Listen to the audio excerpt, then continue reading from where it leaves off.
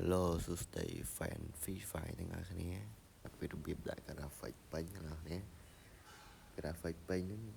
ចូលកាន់ setting មកហើយចូលមកកន្លែងនេះបើកតាមខ្ញុំមកហ្នឹងហើយអាហ្នឹងពេលដែលយើងលេងវារ៉ែងវាអីចឹងយើងនៅចិត្តគ្នាយើងច្រើនពេលដែលមានគ្នាគេមកចិត្តយើងដឹងដោយសារវិញ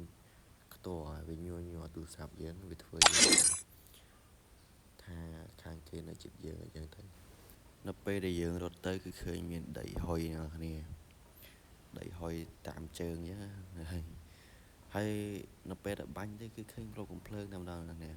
មិនថាកំភ្លើងខ្លីឬមួយកំភ្លើងអីទេគេបាញ់មកយើងក៏យើងឃើញហើយយើងបាញ់ទៅគេក៏ឃើញច្បាស់ដែរហើយខ្ញុំសូមចិត្តបងបងប្អូនដែលកំពុងតែមើលវីដេអូនេះកុំភ្លេចជួយចុច like subscribe ដាក់សញ្ញាកណ្ដឹងម្នាក់មួយផងដើម្បីទទួលបានវីដេអូថ្មីហ្នឹងហើយនេះគឺកំភ្លើងខ្លីណាស់ហើយចាំមើលខ្ញុំបាញ់ឲ្យមើលហ្នឹងគឺវាចេញតែយើងឃើញក្របដូចយើងបាញ់ជាមួយនឹង SVD អញ្ចឹងហ្នឹងឃើញអត់គេបាញ់មកយើងគឺឃើញភីវច្បាស់តែម្ដងហ្នឹងហើយអាហ្នឹងគឺ setting កន្លែងយើងកែហ្នឹងហើយអ្នកចាំមើលកន្លែងនេះបាត់ឃើញអាហ្នឹងដូចយើងបាញ់ SVD អញ្ចឹង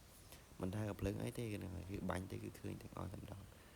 ហើយវីដេអូនេះគឺមានតែប៉ុណ្្នឹងទេអរគុណសម្រាប់ការតាមដានទស្សនាវីដេអូនេះដល់ចប់